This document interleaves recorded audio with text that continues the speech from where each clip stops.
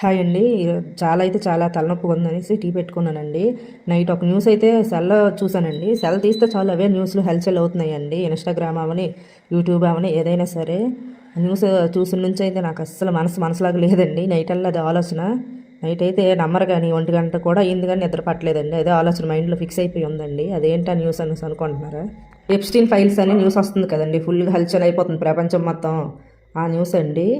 అస్సలు నేను ఊహించలేదు కూడా. ఇదైతే ఒక సినిమాలో నేను చూసానండి. మన తెలుగు సినిమా లేకపోతే ఏదో గాని 1 ఇయర్ బ్యాక్ అయితే ఇలాంటి ఇన్సిడెంటే చూసానండి.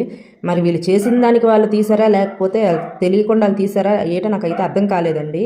కానీ యాజ్ ఇట్ ఈజ్ ఆ సినిమాలో ఎలాగయిందో ఇప్పుడు ఈ న్యూస్‌లో చూస్తున్నట్లే ఉందండి సేమ్.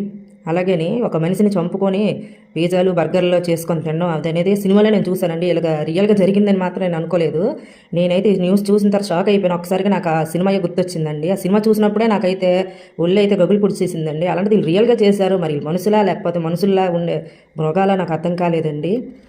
ఎప్స్టీన్ అనే వ్యక్తి అతను కామ కోరికలు తీసుకోవడానికి చిన్నపిల్లల్ని అడ్డుగా వేసి ఇలాంటి పెద్ద పెద్ద బడాబాబుల్ని ఈ దీంట్లోకి తీసుకొచ్చేసి పిల్లల్ని వ్యభిచారం దీంట్లోకి నడిపికొని ఏదో చేశారనుకోండి చంపుకొని తినాలని ఉందా ఏంటి? ఇప్పుడు చాలామంది న్యూస్ చూసుంటారు కదా, చిన్న చిన్న పిల్లల్ని అదే మానభంగం చేసేసి చంపేసి పడేసి అది వేరే. కానీ అది వాళ్ళనే వండుకొని తినడం అనేది ఇదైతే నేను తట్టుకోలేకపోతున్నానండి. నైట్ నుంచి అయితే నాకైతే ఆ న్యూస్ చూసిన నుంచి ఆ ఫొటోస్ చూసిన నుంచి అయితే తిండి కూడా తినబుద్ధి వేయట్లేదండి. అదే ఆలోచన వస్తే మాత్రం మరి వీళ్ళు మృగాలు అంటారండి, మరి మనుషులు అనడానికి లేదు, మృగంతో సమానం అనమాట.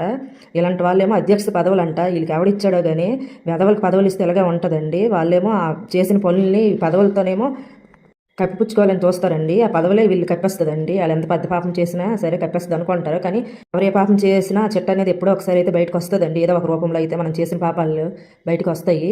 ఇలాంటి వాళ్ళని బతికొండగా రోడ్డు మీద కాల్చి చంపేయాలి. వీళ్ళని కూడా అదే మాదిరిలో తందూరిలో చేసి పడేయాలండి.